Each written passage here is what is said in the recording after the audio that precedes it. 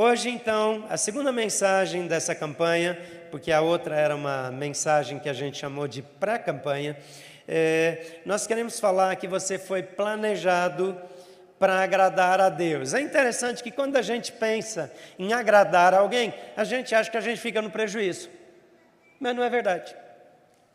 Quando nós focamos em agradar a Deus, em cumprir esse propósito divino sobre a nossa vida, nós simplesmente encontramos parte da nossa alegria que nós não vamos encontrar em nenhum outro lugar. As coisas que nós vamos ver esses dias, a maioria delas nós de fato sabemos. O C.S. Lewis, ele disse que nós precisamos mais ser relembrados do que informados. Tem muita coisa que a gente sabe que ficou para trás. Tem muitas coisas que nós aprendemos e que nós perdemos na caminhada. Mas nós queremos recuperar e não queremos deixar de lado aquilo que Deus nos deu e os propósitos de Deus. Eles incluem algo que nós chamamos de adoração. Adoração é mais do que cantar, adoração é mais do que ter um tempo coletivo aqui, ou colocar o Spotify, o Apple Music, ou seja lá o que você usa para ouvir música.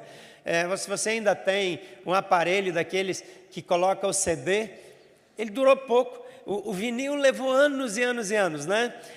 Daí veio a fita cassete, que ainda, aquela fitinha, né? Que ainda durou uns tempos, a maioria nem conheceu. E depois veio o CD. O CD, pobre coitado, durou pouco, porque agora a gente ouve música direto na internet, a gente seleciona as nossas músicas, o pessoal já não gasta mais dinheiro fazendo as gravações como antigamente, produzindo isso, e nós podemos ouvir em qualquer lugar, em qualquer tempo, você pode baixar, mas não é isso que é adoração. Isso pode ser adoração também, mas viver para Deus, viver para a glória de Deus, entender que nós somos criados para isso, isso faz grande diferença na nossa vida e na nossa caminhada. Isaías capítulo 6, de 1 a 9, traz a história do profeta Isaías olhando para uma experiência sobrenatural. Ele era uma pessoa normal, ele era profeta, mas ele estava no começo da caminhada ministerial dele, e lá no capítulo 6, ele vai para o templo e ele tem uma experiência sobrenatural. E essa experiência sobrenatural fez grande diferença na vida dele. O texto diz: no ano em que o rei Uzias morreu, eu vi o Senhor assentado num alto e exaltado trono, e a aba da sua veste enchia o templo. Acima dele estavam serafins, cada um deles tinha 6 asas, com 2 cobriam o rosto, com 2 cobriam os pés e com 2 voavam. E proclamavam uns aos outros: Santo, Santo, Santo é o Senhor dos exércitos. A terra inteira está cheia da sua glória. Ao som das suas vozes, os batentes das portas tremeram e o templo ficou cheio de fumaça. Então gritei: ai de mim, porque estou perdido, pois sou um homem de lábios impuros e vivo no meio de um povo de lábios impuros, e os meus olhos viram o Rei, o Senhor dos exércitos. Logo, um dos serafins voou até mim, trazendo uma brasa viva que havia tirado do altar, com uma tenaz. Com ela tocou a minha boca e disse: veja, isso tocou seus lábios. Por isso a sua culpa será removida e o seu pecado será perdoado. Então ouvi a voz do Senhor, conclamando: quem enviarei? Quem irá por nós? E eu respondi: eis-me aqui, envia-me a mim. E o Senhor disse para ele: então vá e diga a esse povo, e entrega a mensagem. É interessante que quando a gente olha para esse texto, nós vemos uma experiência, um encontro, uma descoberta, uma nova percepção, uma ampliação das percepções pessoais de alguém que andava com Deus. Mas tem também um chamamento, uma missão. Um momento de grande impacto, uma impressão que mudaria a história da vida dele, mas junto vem um chamado, vem um comissionamento, vem um envio, vem um desafio. A Bíblia diz em Apocalipse 4:11, Tu, Senhor, criaste todas as coisas e existem para o teu prazer e foram criadas. Lá em Mateus 22, 37 e 38, Jesus relembra o mais importante mandamento e ele diz, ame o Senhor, o seu Deus, este é o primeiro e maior mandamento. Uma das maneiras de traduzir adoração, ou a melhor maneira de adorar é amar. O amor, ele é a chave da nossa vida de adoração e do relacionamento com Deus. Então, por que você está aqui? O que você faz aqui na terra? Qual é a razão pela qual você está vivo? A Bíblia diz que tudo é para Ele. A vida não é só sobre você. Eu sei que tem pessoas que acham que tudo é sobre elas. Numa discussão, num desapontamento, em qualquer assunto, o assunto vira sobre a pessoa. Mas deixa eu dizer isso mais uma vez bem claro, não é a seu respeito.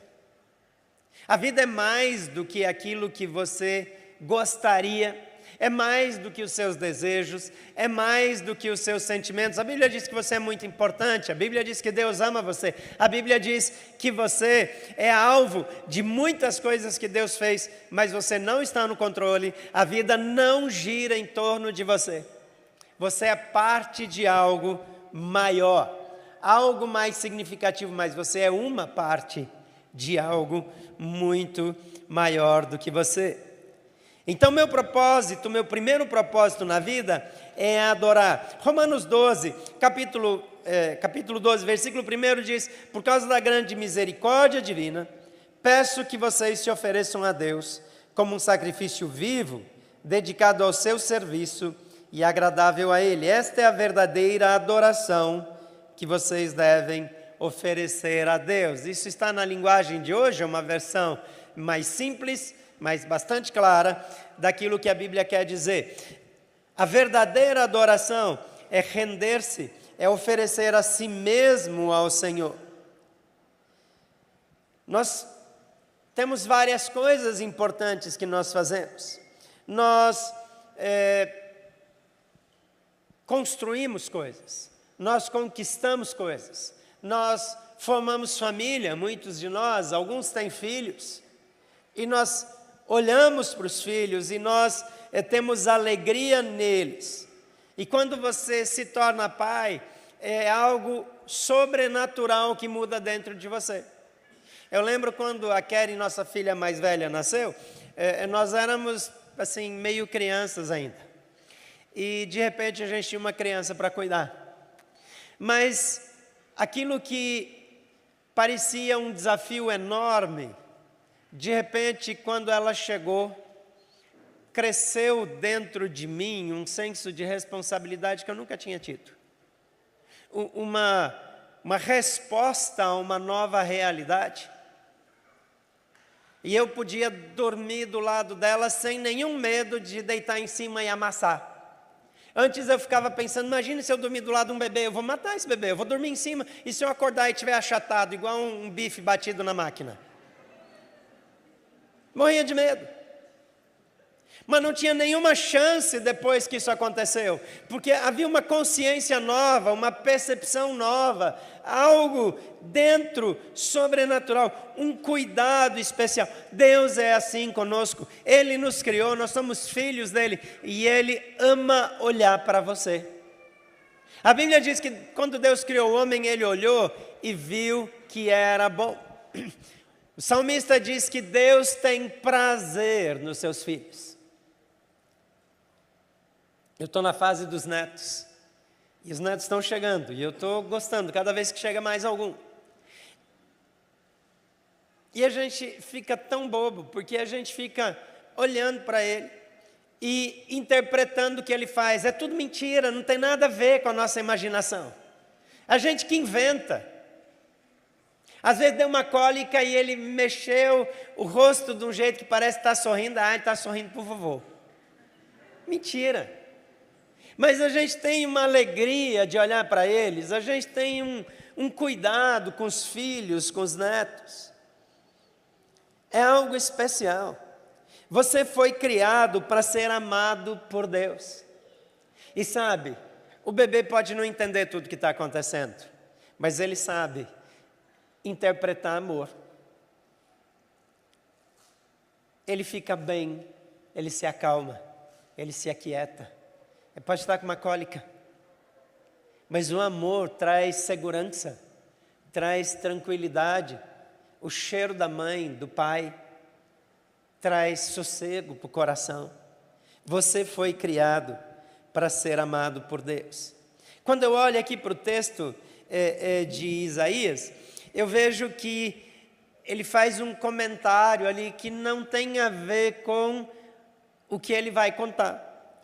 Ele referencia o acontecimento, dizendo, no ano em que o rei Uzias morreu.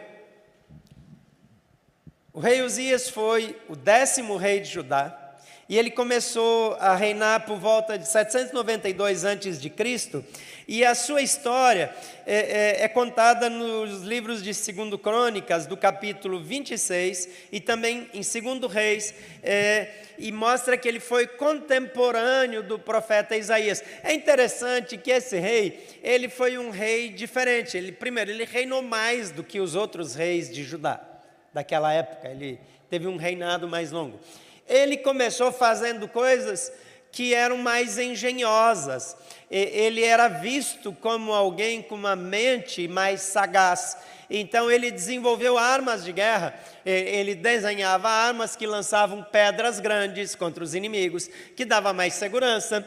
Ele fez aquedutos para que, em caso do reino ser cercado, da cidade ser cercada, ter um canal de água que os inimigos não tivessem acesso, que continuasse abastecendo a cidade, porque uma das estratégias era deixar a cidade sem água.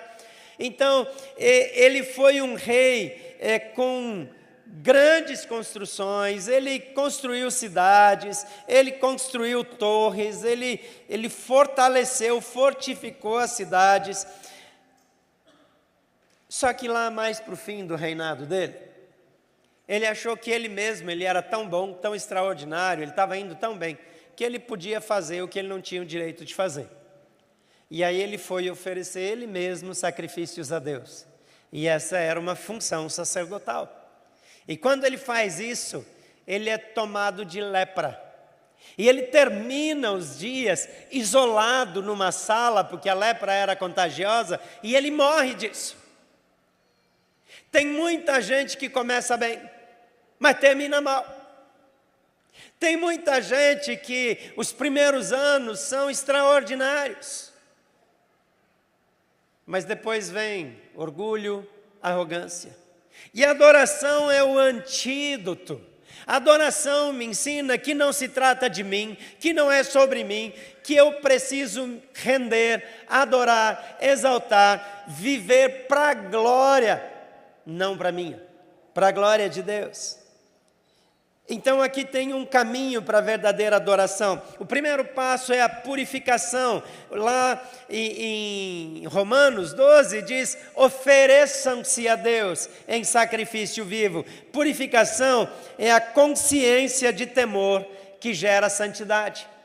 Eu escolho coisas que agradam a Deus. Eu tomo decisões que não ofendem a santidade de Deus. Eu começo a querer ter uma vida que combine com os princípios e os ensinamentos bíblicos. O segundo passo é a consagração. A vida de santidade gera consagração. Quando eu me separo do pecado, quando eu paro de priorizar a minha carne, os meus desejos, então eu me torno uma pessoa mais consagrada a Deus. O terceiro passo é a disponibilidade.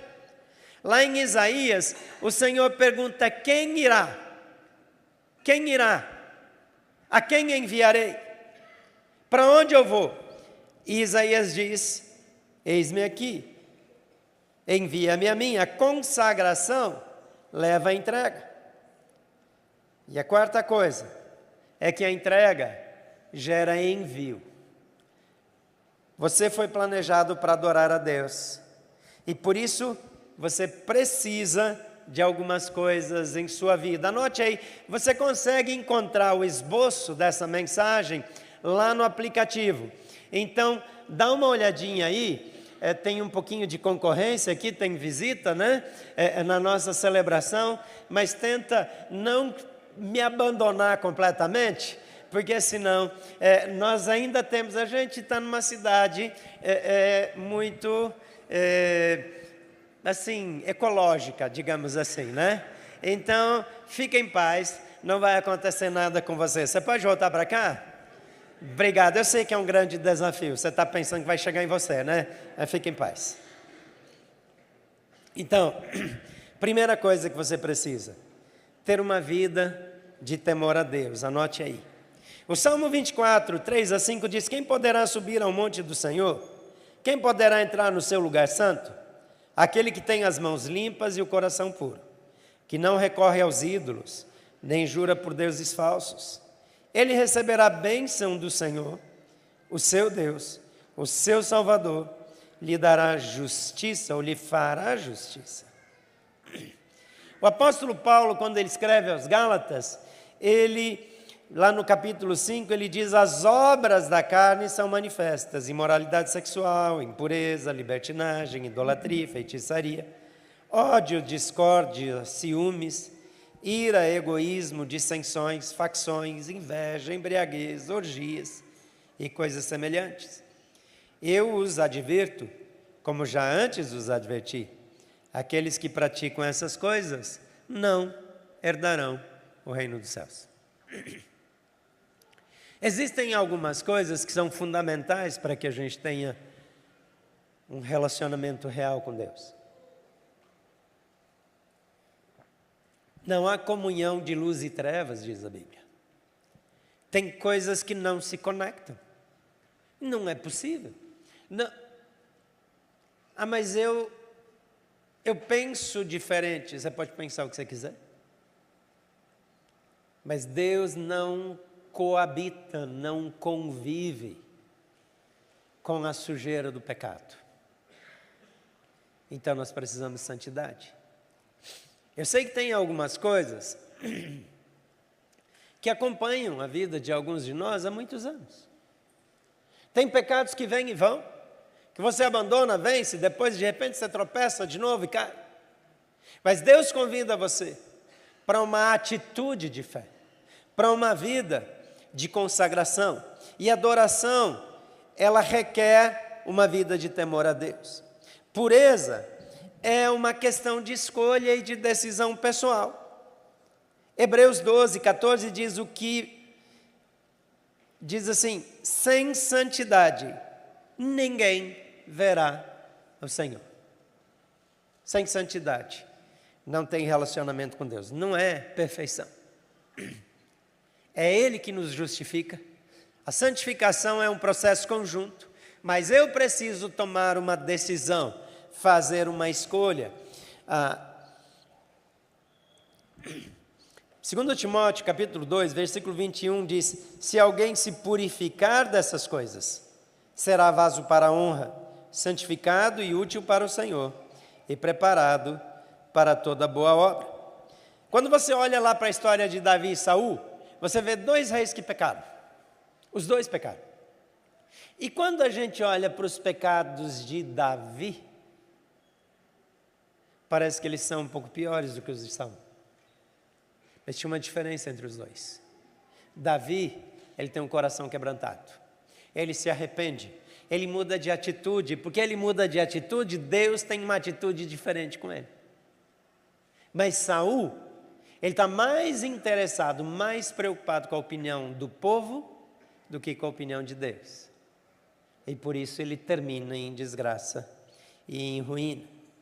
Agora, se você deseja ser usado para coisas especiais, limpe-se, purifique-se. Comece a deixar o Espírito Santo mostrar o que precisa mudar na sua vida. Tem canais que você não deve acessar. Tem conteúdos de internet que você precisa eliminar da sua vida. tem palavras que devem sair do seu vocabulário, tem pensamentos que precisam sair da sua mente, tem relacionamentos que precisam sair da sua vida. A Bíblia diz: não vos enganeis, as más companhias, o que faz? Corrompem os bons costumes. Porque às vezes a gente acha que tem que se dar com todas as pessoas.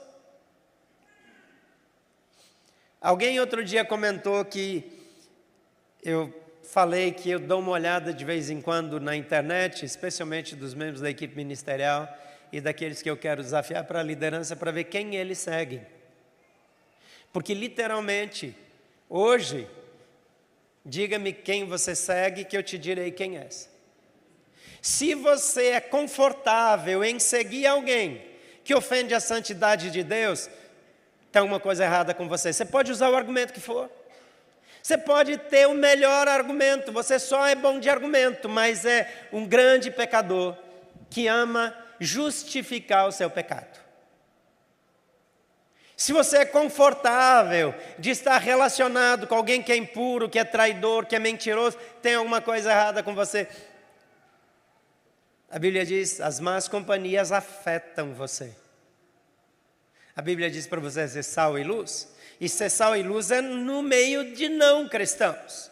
Não está dizendo que você tem que se relacionar só com gente da igreja, mas amizade, relacionamento real, precisa ter os mesmos valores. E se você anda com alguém que não tem temor de Deus, ainda que se diga cristão, se você anda com pessoas e você apoia coisas que ofendem a santidade de Deus, você é cúmplice.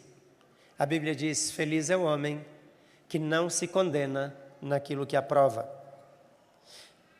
Você deseja ser usado para coisas especiais, limpe-se. Gálatas 2:20 diz: fui crucificado com Cristo, já não sou eu quem vive, mas Cristo vive em mim. A vida que agora vivo no corpo, vivo pela fé no Filho de Deus, que me amou e se entregou por mim. Você só pode ser totalmente limpo, separado, santo, se você crucificar o seu eu, se você for crucificado com Cristo. A vida de temor mortifica diariamente a carne. O Evangelho de João, no capítulo 12, 24 e 25, diz: digo-lhes verdadeiramente que se o grão de trigo cair na terra e não morrer, continuará ele só. Mas se morrer, dará muito fruto. Aquele que ama a sua vida a perderá, ao passo que aquele que odeia, ou uma outra palavra que poderia ser usada, bem traduzida aqui, seria despreza a sua vida em favor de mim, a conservará para a vida eterna. Aquele que ama a sua vida perderá, ao passo que aquele que odeia a sua vida neste mundo a conservará para a vida eterna. Em 1 Coríntios, capítulo 15, versículo 31, diz: todos os dias enfrento a morte. Paulo está dizendo. Então é preciso morrer. Se alguém quer ser meu discípulo, negue-se a si mesmo. Tome a cada dia a sua cruz e siga-me. Então, crucificar os pecados na cruz de Cristo requer uma vida de temor que mortifica diariamente a sua carne. E a vida de temor sacrifica diariamente os desejos do corpo. Romanos 6,13, nós mencionamos já o versículo 12, diz: não ofereçam os membros do corpo de vocês ao pecado como instrumentos de justiça, mas antes ofereçam-se a Deus como quem voltou da morte para a vida. E ofereçam os membros do corpo de vocês a Ele como instrumento de justiça. No dia em que você perder a consciência de pecado, você perdeu a sua vida. Se você começar a achar que está tudo bem, é porque a sua consciência foi cauterizada e você se perdeu. Você pode ser ministro de Deus, você pode ter liderança, você pode ter ministério, você pode ser pastor, você pode ser o que você for. Mas quando você começa a conviver bem com o pecado e achar que está tudo bem, e você está confortável com quem vive praticando o pecado, você já se perdeu. você precisa de arrependimento e voltar para Deus. Porque essa vida de temor sacrifica diariamente a vida, os desejos do corpo. Precisamos entender quem é Deus. Se nós queremos voltar e entender o nosso propósito, entender sobre adoração, nós precisamos entender quem é Deus. O Salmo 23 é um salmo de uma linguagem simples, mas é interessante como nesse salmo nós vemos Davi demonstrando intimidade com Deus. Ele chama Deus de Yahvé. Ele tinha outros termos. Yahvé é meu pastor. Jeová Shammah é o seu nome. Embora estranho para nós, o nome era rico para Davi. Tão rico que Davi escolheu Yahvé acima de El Shaddai, Deus Todo-Poderoso, ou El Elyon, Deus Altíssimo, ou El Olam, Deus Eterno. Estes e tantos outros títulos falavam coisas de Deus, mas ele escolheu Yahvé, ou Yaf, como eles falavam, porque Yahvé é o nome de Deus, é o nome que Deus usa quando aparece para Moisés. Moisés está lá no campo e ele tem a visão da sarça ardendo, e Deus manda ele, e ele argumenta, e ele tenta sair da missão, mas Deus o empurra, e ele diz: tudo bem, quando eu chegar lá, e eu disser para os meus irmãos que o Deus Todo-Poderoso, o Criador, me mandou, eles vão dizer como é o nome dele. O que é que eu digo? Ele diz: você vai dizer Yaf. Eu sou o que sou. Esse é o meu nome.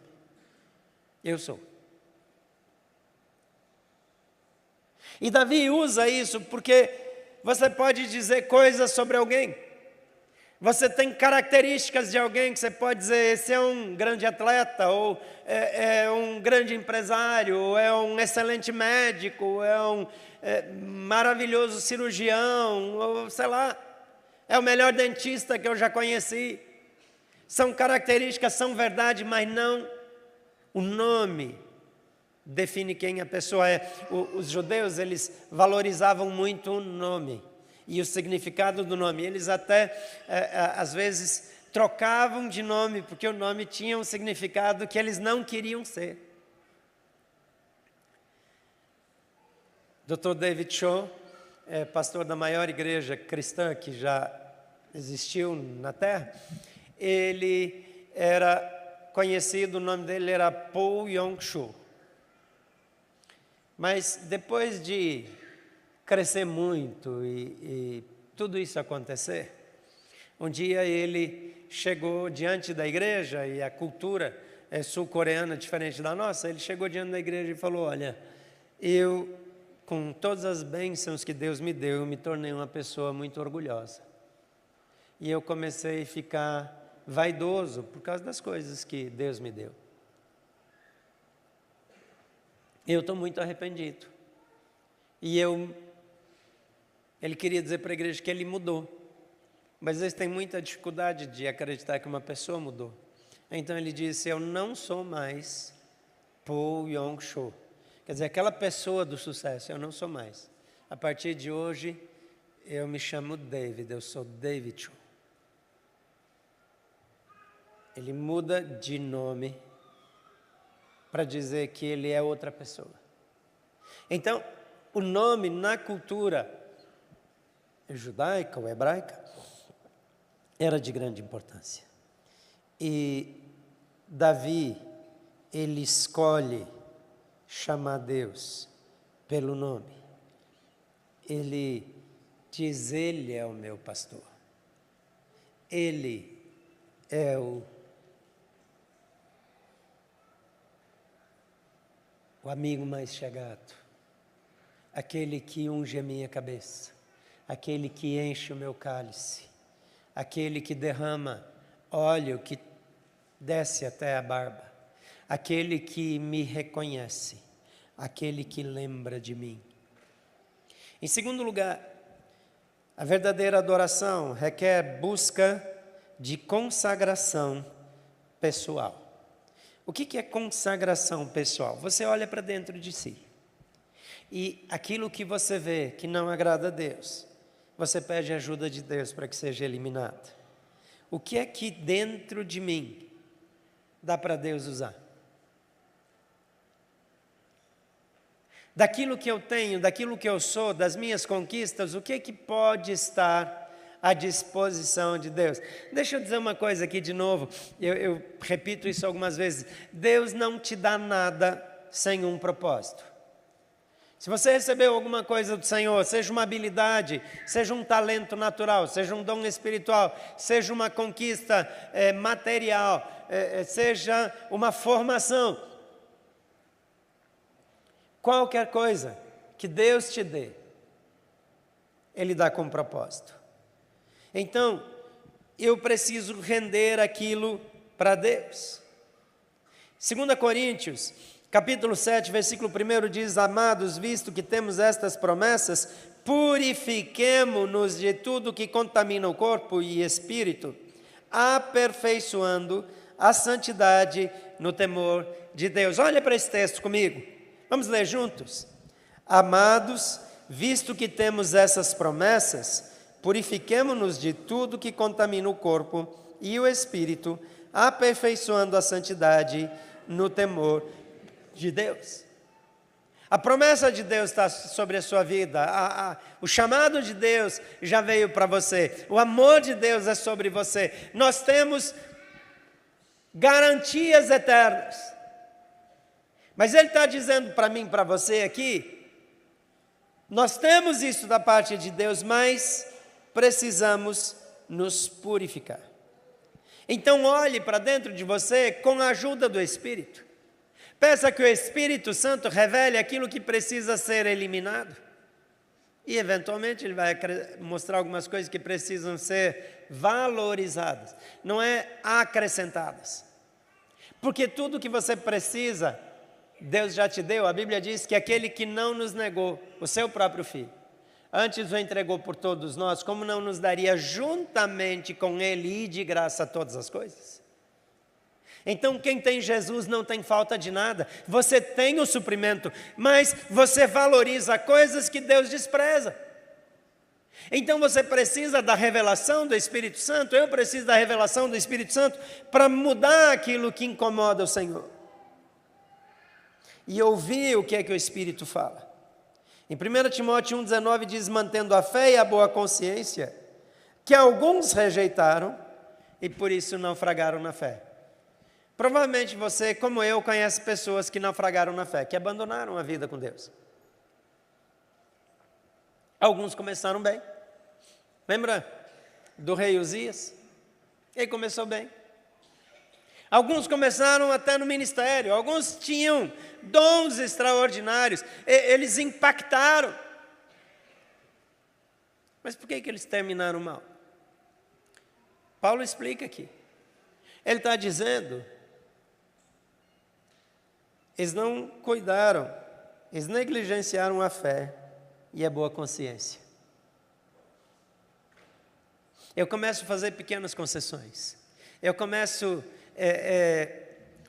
permitir certas coisas, e daqui a pouco eu estou tão longe e eu não percebo mais. Então deixe Deus dirigir a sua vida através dos seus eternos propósitos e peça a Deus uma vida pura. O salmista, ele faz a seguinte oração em forma de canção: cria em mim um coração puro, ó Deus, e renova dentro de mim um espírito estável. Vamos fazer essa oração juntos?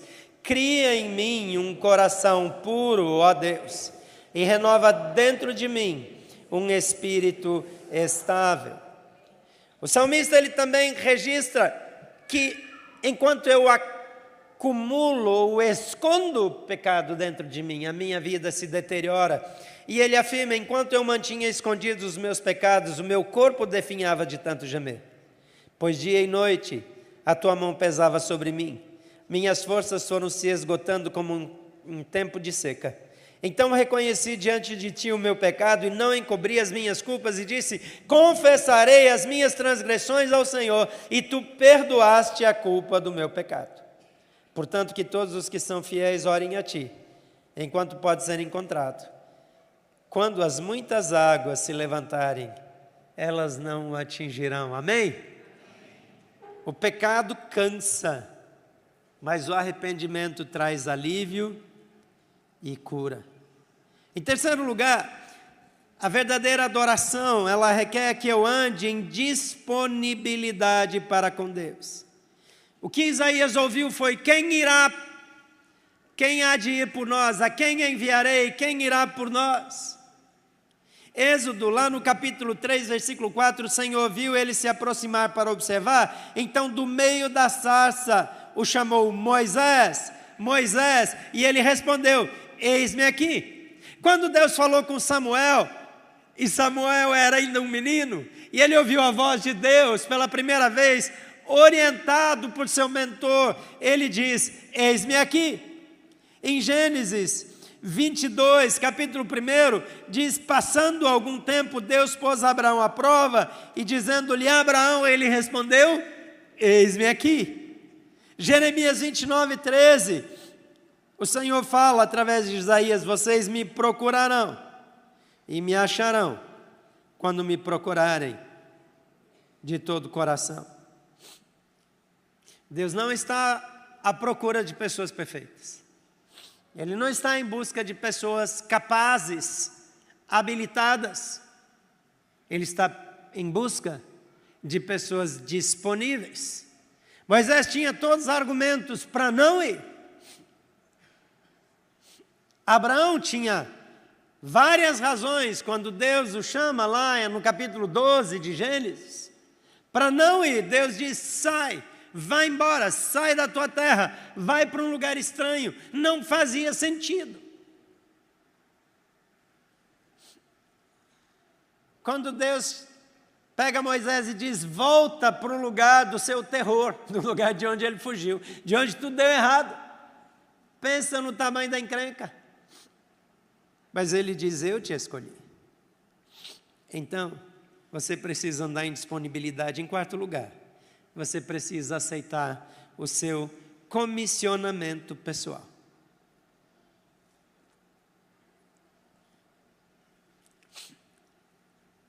Deus fez um propósito. E Ele criou você com propósito. Você está aqui na terra para cumprir uma missão.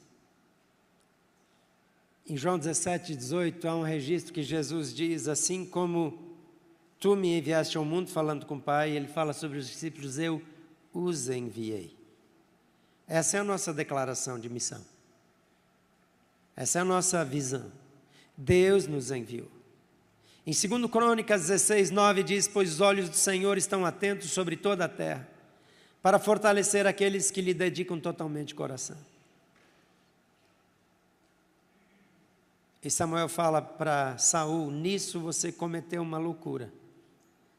De agora em diante, terá que enfrentar guerras. Nem foi para Saul, foi para outro rei, já nem lembro o nome dele. Mas por quê? Porque ele simplesmente não agiu com prontidão na ordem que recebeu. Ele teria grandes vitórias. Ele destruiria definitivamente os seus inimigos, mas ele não foi intenso o suficiente, não foi sério o suficiente. Cristo é o nosso destino final. Provérbios 16, 4 diz que o Senhor faz tudo com propósito, e até os ímpios, para o dia do castigo. Efésios 1, 10 diz: isto é, fazer convergir em Cristo todas as coisas, celestiais ou terrenas, na dispensação da plenitude dos tempos. Deus não precisa de nós, mas Ele nos incluiu no seu plano. E Ele quer usar a minha vida, a sua vida, na nossa caminhada. Ele fez isso porque Ele nos ama. Ele nos criou para um relacionamento de amor.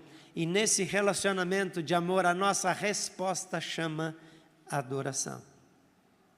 Nesses 40 dias, você está comissionado a adorar e celebrar a presença de Deus, a proclamar o seu nome e fazer o seu reino crescer na terra, a ensinar o Evangelho de Cristo e a discipular vidas, a promover comunhão do corpo de Cristo, a servir com alegria no ministério que Deus te deu a partir da sua igreja local e até os confins da terra. Você foi feito para isso e você só estará plenamente feliz e realizado cumprindo esse chamado do céu para a sua vida aqui na terra. A Bíblia nunca disse que seria fácil. Jesus até disse: no mundo vocês terão aflições. Mas ele disse: tenham bom ânimo, eu venci o mundo. Ele disse: enquanto vocês cumprem a missão, eu estarei com vocês todos os dias. Todos os dias.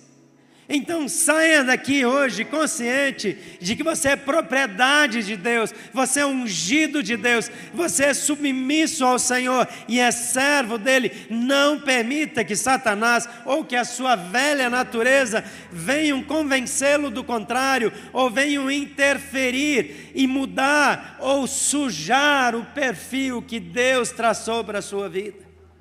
Seja um adorador com base na essência, a purificação, consciência de temor que gera santidade, consagração, a vida de santidade que gera consagração, disponibilidade, a resposta à pergunta de Deus: quem irá, quem enviarei? E comissão, a entrega leva ao envio. Venha adorar o grande eu sou, o Deus Todo-Poderoso, que colocou 10 bilhões de estrelas na nossa galáxia e criou 100 bilhões de galáxias no universo. O Deus que faz que todo dia, quando você toma um simples banho, mais de 10 bilhões de células epiteliais deixem o seu corpo para dar lugar a novas células e você continue vivendo.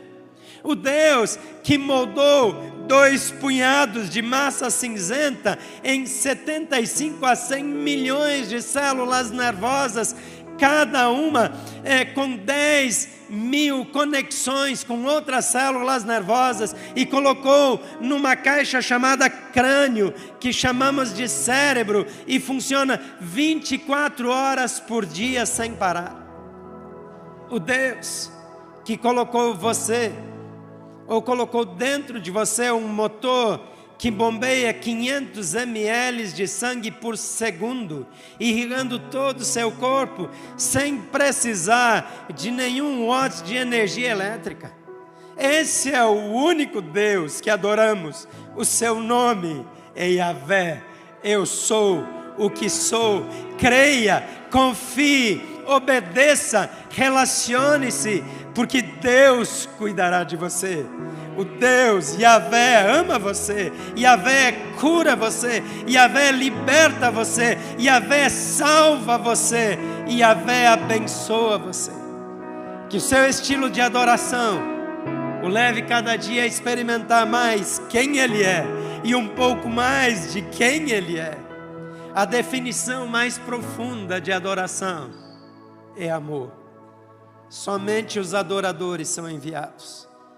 Novamente Jesus disse: paz seja com vocês. Assim como o Pai me enviou, eu os envio. Todas as nações que formaste virão e te adorarão, Senhor, e glorificarão o teu nome. Amém?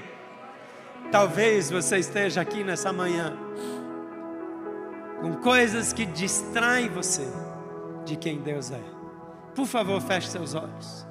Consagre a sua vida, consagre o seu coração, ore por purificação, por mudança, por comprometimento, por aprofundamento. Adore com sua resposta ao chamado de Deus.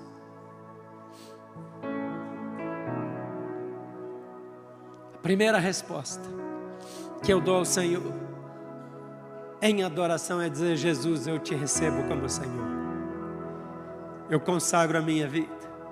Eu peço perdão pelos meus pecados. Eu peço perdão pelo meu passado, pela minha história. E eu quero servir ao Senhor todos os dias. Você pode fazer essa oração comigo? Diga: Senhor Jesus, eu reconheço que eu preciso de Ti. Eu quero Te adorar, mas eu preciso de perdão. eu preciso de novo nascimento. Eu admito que a minha vida sem Ti é vazia e inútil. Mas nessa manhã, eu Te declaro, Senhor, dono da minha vida, perdoa os meus pecados, muda a minha história, porque eu Te recebo em minha vida, para a glória do Teu nome. Amém. Você pode ficar em pé nesse momento. A Bíblia diz que quando eu faço essa declaração pela fé, e quando eu faço isso com um coração sincero, o Espírito Santo vem habitar em mim, e a minha vida muda para sempre. Se você nessa manhã quer se tornar um adorador, deixar de ser alguém que ouviu falar de Jesus, mas se tornar membro da família de Deus, recebendo Jesus como Senhor e Salvador, eu quero orar por você. Eu quero orar por você também, que um dia entregou sua vida para Jesus, mas se afastou dele, e quer voltar para casa se reconciliando com Ele. E quero incluir também aqueles que já deram esse passo, mas ainda não deram o passo do batismo. Daqui a pouquinho tem batismo, mas que querem dizer: Senhor Jesus, eu quero me tornar parte da Tua família, eu quero uma família local, eu quero uma igreja para servir. E nessa manhã quer escolher, tomar a decisão de dar os próximos passos. Se você está numa dessas 3 categorias, se você quer receber Jesus como Senhor, se você quer confirmar Ele como dono da sua vida, se você quer se reconciliar com Jesus ou quer se tornar parte da igreja, levante sua mão, levante bem alto, deixe ela erguida durante toda a oração. Eu quero incluir você nessa oração de fé. Jesus nos encoraja a fazer isso, e eu não preciso ser encorajado, mas a sua vida nunca mais será a mesma quando você disser: Jesus, eu quero que Tu entres na minha vida, eu quero ser um verdadeiro adorador. Levante sua mão bem alto e mantenha erguida durante toda a oração. Espírito Santo de Deus,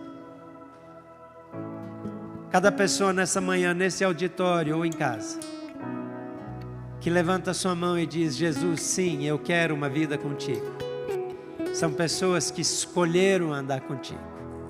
Que o Senhor derrame sobre eles a Tua graça, que o Senhor derrame do Teu favor, que o Senhor multiplique as Tuas bênçãos. Espírito Santo, vem sobre cada vida, batiza-os no Teu poder e na Tua presença, é que a vida deles nunca mais seja a mesma. Assim nós os abençoamos agora em nome do Pai, e do Filho e do Espírito Santo. Amém.